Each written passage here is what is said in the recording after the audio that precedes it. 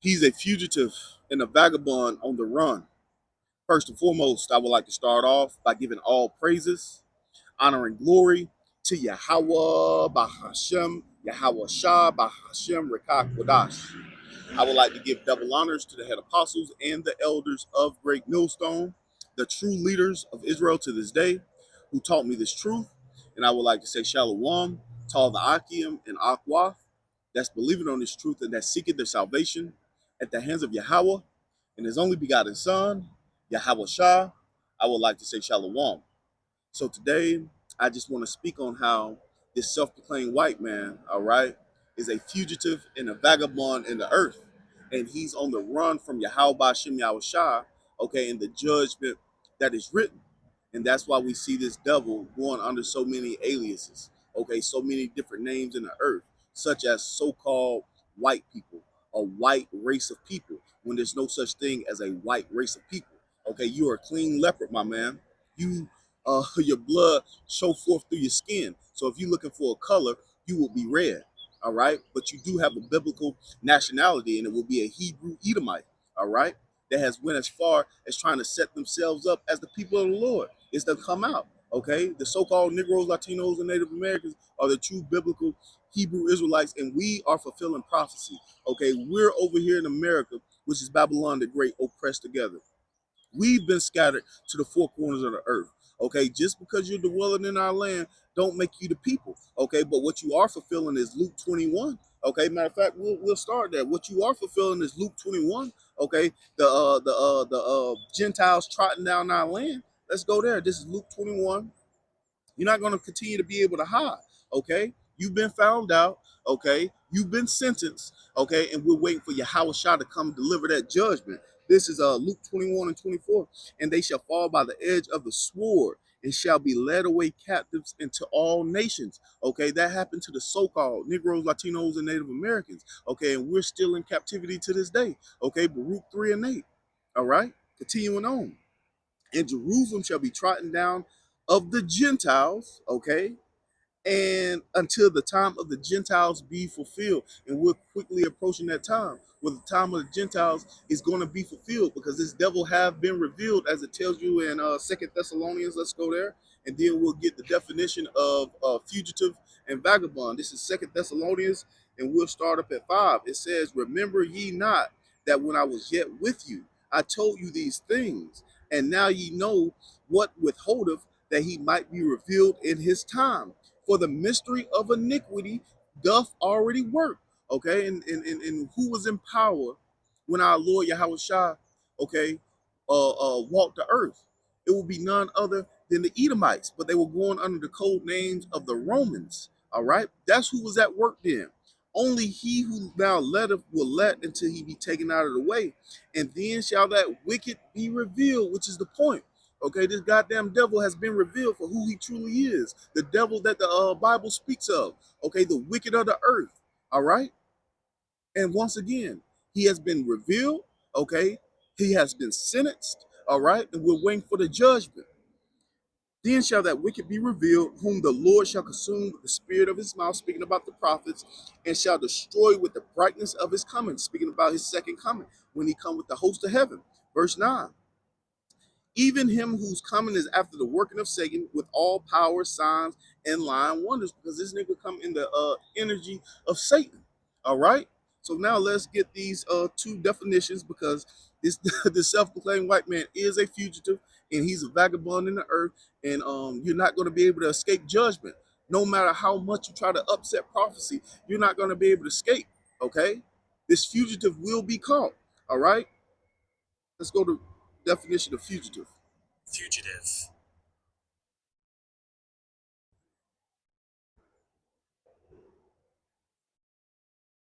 Fugitive. All right, the definition for fugitive is a person who has escaped from one place or is hiding, especially to avoid arrest or persecution. And that's what he's doing. He's trying to hide in plain sight. Okay, putting all these different names on himself, but he's not going to escape this judgment. Okay, what is that? Nahum 1 and 3. Matter of fact, let's get there right quick. The Most High is slow to anger, great in power, and he will not at all acquit the wicked. Let's go there. Okay, you're not going to get out of this judgment. Nahum 1, starting at 2. The Most High, Yahawah, is jealous, and the Lord revengeth. The Lord revengeth and is furious. The Lord will take vengeance on his adversaries, and he reserveth wrath for his enemies. So Esau, Edom, you have a reservation, okay, for this judgment. You have a reservation for the wrath of Yahawah Shem Yahawashi. No way would any of you Edomites remove your neck from the judgment that Yahawah Shem Yahawashi has written for you. Okay, starting off with the destruction of America, which is Babylon the Great, all the way down to when the elites, okay, are pulled out of these caves, pulled out of these, different space stations, pulled out their water retreats, wherever you might hide. Okay, you're going to be the first fruit of slavery, the first crops of slavery. Okay, and all your relatives that die over here in Babylon the Great, they will be reborn back through your loins. No one is going to escape the judgment. Okay, it's a fearful thing to fall into the hands of the living power. All right, and guess what? It's your turn. All right, it's your turn, Jack. Let's read verse 3. The Lord is slow to anger and great in power and will not at all acquit the wicked. Okay, he's not going to let you go. The Lord hath his way in the whirlwind and in the storms, in the clouds or the dust of his feet. Okay, the clouds or the dust of his feet. So let's get this next definition. No way are you going to be able to get off scotch free. Once again, fugitive means a person who has escaped from a place or is hiding, especially to avoid arrest or persecution. You're going to be arrested. You're going to be thrown headfirst into captivity. Okay, you're going to work 1,000 years. Okay, a hardcore bondage. Okay, and then you're going to be done away with. That's your sentence. Okay, death row for 1,000 years. All right, let's go to vagabond. Vagabond. Vagabond, a person who wanders from place to place without a home or job. Okay, this nigga's a wanderer. All right, that's why it tells you in Habakkuk. Let's go there. Habakkuk, how he can never keep at home. All right, that's why you see this man's military bases all over the earth. Okay, that's why you see him, overthrowing governments, setting up puppet leaders in these different nations lands. Okay, he's a vagabond on the run. This is Habakkuk chapter 2. The point is in verse 5, but we'll start up a little bit. Verse 3, it says, for the vision is yet for an appointed time, speaking about these prophecies. Okay, and we see prophecy lining up. Okay, we're quickly approaching the time of the Gentiles where Yahawah Shem Yahawashi is going to remove all these heathens out of our land. Okay, he's going to deliver the elect of the nation of Israel, give us those new bodies, and when we come down, we're going to shut up shop in our land, and we're going to and these heathens are getting ready to rebuild. Okay, the visions is yet for an appointed time, but first got to come this destruction. The vision is yet for the point in time, but at the end it shall speak. And we're at the end and we see these prophecies speaking, okay, and not lie. Though it tarry, wait for it. And the hopeful elect is patiently waiting for these prophecies to come to pass. Wait for it because it will surely come. It will not tarry. But his soul, which is lifted up in him, is not upright, speaking about this goddamn devil. But the just shall live by faith. And as we continue to, enter in at the straight gate, as we see prophecy lining up, we're going to have to live by faith. Okay, we're going to have to step out on faith. And we understand that. All right. Verse 5, which is the point. Yeah, also because he transgresseth by wine, he is a proud man. Neither keepeth at home. Okay, he's a vagabond, he's a wanderer. Okay, neither keepeth at home, who enlarges his desires as hell and is as death, and cannot be satisfied. But gathereth unto him all nations, and heapeth unto him all people. Okay, and that describes a vagabond, always wandering about, you know, in other people's business. Once again, always, once again, he has a military bases set up all over the earth. All right, and guess what? Everybody's getting tired of his ass. All right, so let's go to Genesis chapter 4. Okay, and this is speaking about Cain, but you have to truly understand reincarnation. All right, to understand the Bible, you have to have a grasp on reincarnation. Okay, the same spirit that dwelt in Cain is now dwelling in the biblical Edomites. The same spirit that dwelled in the serpent, okay, dwelled in Cain and now dwelling in, the biblical Edomites, okay, reincarnation. But let's just read. This is Genesis 4. We'll start up at 1, but the point is in verse 14, 15. Okay, he's a fugitive and a vagabond in the earth. All right. This is Genesis 4 and 1. And Adam knew his wife, and she conceived and bare Cain and said, I have gotten a man from the Lord. And she again bare his brother Abel, but Abel was a keeper of the sheep, but Cain was a tiller of the ground. And in process of time, it came to pass that Cain brought forth the fruit of the ground and offered unto the Lord. And Abel he also brought of the firstling of his flock of and of the fat thereof. And the Lord Yahawashi had respect unto Abel and to his offering, but unto Cain and his offering he had no respect. And Cain was very wroth, and his countenance fell, because the laws were oral back then. So Cain knew what type of offering to bring, okay, but he chose to do it his own way. And Yahawah said he did not respect Cain's offering. Verse 6, and the Lord said unto Cain, why art thou wroth, and why is thy countenance fell? If thou doest well, shall thou not be accepted? And if thou doest not well, sin lieth at the door.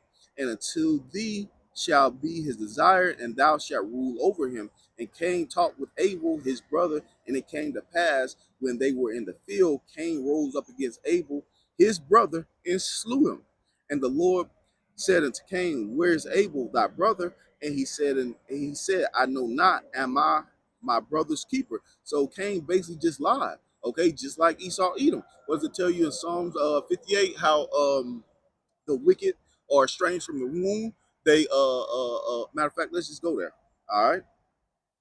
This is Psalms 58 and 3. The wicked are estranged from the womb. They go astray as soon as they be born, speaking lies. Okay, just like Cain did. Just straight lie to the Lord. All right. Continuing on.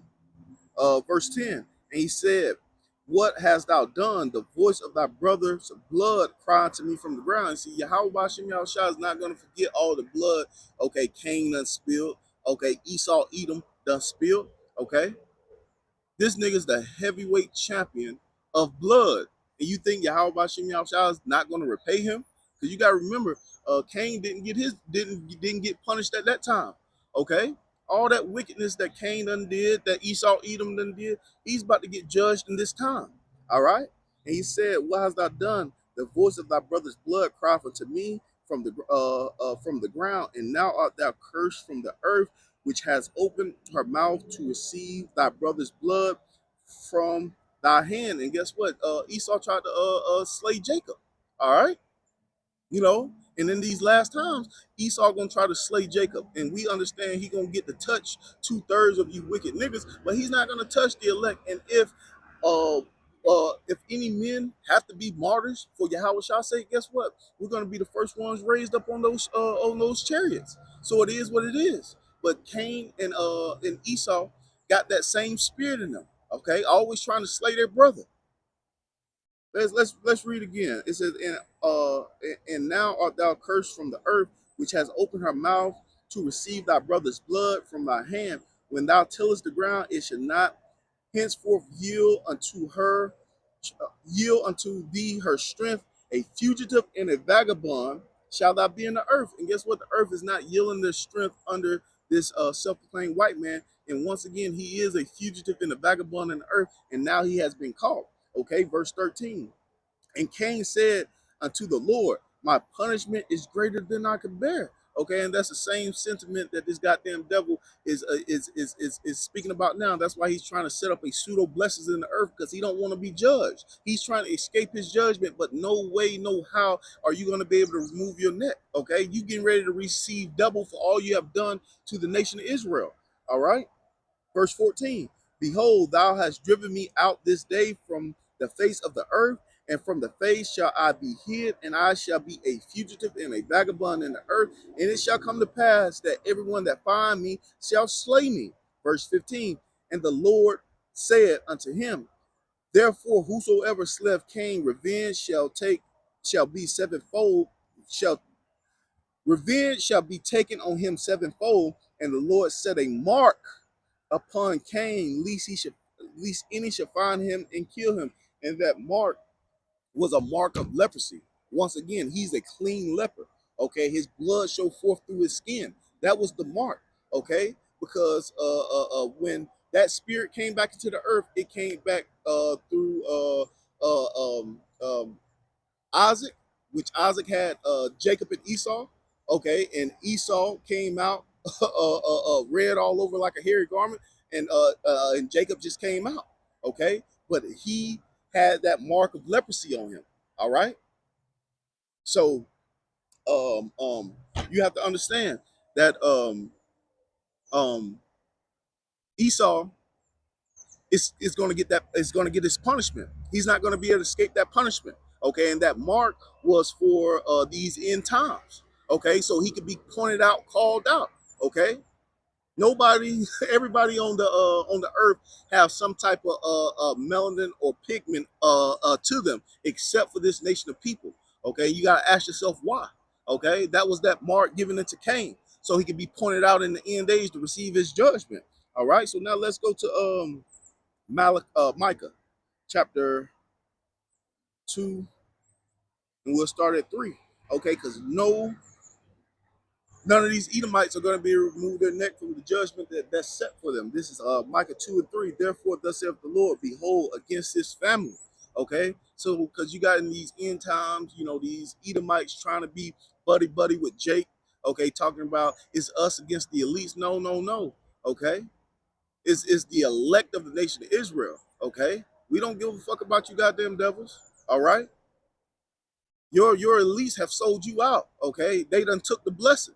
All right, you just a two-time loser, but you still gonna receive of that punishment. Okay, the whole family. Therefore, thus saith the Lord, behold, against this family, okay, do I devise an evil, which ye shall not remove your necks. Neither shall ye go heartily, for it is an evil time, because you're getting ready to receive double, as it tells you in Revelations 18. All right, Revelation chapter 18, and getting straight to the point. Matter of fact, we'll start at verse 2. And he cried mightily with a strong voice, saying, Babylon the great is fallen, and become a habitation of devils, and the hole of every foul spirit, and a cage of every unclean and hateful bird. For all the nations have drunk of her wine, of her wrath, of her fornication, and the kings of the earth have committed fornication with her, and the merchants of the earth are waxed rich through her abundance and her delicacies. Verse 4, which is the point. And I heard another voice from heaven saying, come out of her, my people. And that's when the elect get taken up. Okay, what is that? Isaiah 26 and 20. Come, my people, enter into thy chambers, shut thy doors about thee, hide thyself as it were for a little moment, until the indignation be overpassed. Because Yahawah is getting ready to bring his anger to the earth. Okay. Um, and I heard another voice from heaven saying, Come out of her, my people, that ye be not partakers of her sins, and that ye receive not of her plagues, because the plagues are being sent right now. But that last plague is going to be a plague of fire to destroy this man's kingdom, his infrastructure, okay, and to remove all these heathen out of our nation. I mean, out of Jerusalem. Okay, so continuing on. For her sins have reached unto heaven, and the Most High has remembered her iniquity. Reward her as she have rewarded you, and double unto her according to her works. In the cup which she has filled, fill into her double. So these damn devils about to receive double for all they have done to the nation of Israel, and there's no escaping it. How much has she lived? How much has she glorified herself and lived deliciously? So much torment and sorrow give her. See, these goddamn Edomites didn't think about the lighter end. They didn't think about, they always talk about that it was their destiny to rule over us. Well, guess what? It's going to be our destiny to rule over you in the kingdom of heaven. Okay? And you're not going to be able to escape it. You're not going to be able to set up a pseudo blessing on earth and rule perpetually. Okay, we're coming to the end of the heathen ruling in the earth. Okay, no heathen is going to ever raise up above the children of Israel ever again after this. All right, how much has she lived? how much has she glorified herself and lived deliciously? So much torment and sorrow give her, for she hath said in her heart, I sit a queen and am no widow, and shall see no sorrow. Therefore shall her plagues come in one day, death and mourning, famine, and she shall be utterly burnt with fire. For strong is the Lord's power who judgeth her. Okay, because that judgment is coming. Okay, that's what he's trying to escape. Once again, he didn't think about that lighter end, and we'll end in Isaiah 45 since we quoted it. Okay, this devil didn't think about that lighter end. Isaiah 45 and 7, 47 and 7, Salakia. It says, we'll just get straight to the point. And thou sayest, I shall be a lady forever, so that thou didn't lay these things to thy heart, neither did thou remember thy lighter end. Therefore, hear now this, thou that art given into pleasure, that dwell carelessly, that saith in thine heart, I am, and none else besides me. I shall not sit a widow, neither shall I know the loss of children. But these two things shall come to thee in a moment, in one day, the loss of children, widowhood. They shall come upon thee in that perfection, for the multitude of their sorceries and for the great abundance of their enchantments, for thou hast trusted in their wickedness. See, these damn devils trust in their wickedness. Okay, thou hast said, none seeth me, but guess what? Yahawashi has called you out, has spotted you. Okay, once again, you just waiting on this great judgment. Okay, Yahawashi sees you. Thou hast said, none sees me. Thy wisdom and thy knowledge it has preserved thee, and thou hast said in thine heart, I am, and there is none else besides me. Therefore shall evil come upon thee, thou shalt not know from whence it riseth, and mischief shall fall upon thee. Thou shalt not be able to put it off. Once again, you're not going to be able to escape this judgment. And desolation shall come upon thee suddenly, which thou shalt not know. Okay, so this great judgment is coming. Okay, you are a fugitive and a vagabond in the earth. Okay, you have been spotted, you have been caught. Okay, and now we're just waiting on that great judgment. So at the end of the day, okay, you're not going to be able to escape Esau. So with that, I'm going to give all praises, honor, and glory to Yahawah by Hashem Yahawashi, by Hashem Rakak Kodash, double honors to the head apostles and elders of Great Millstone. Shalom to all the Akim and Awaf. Shalom.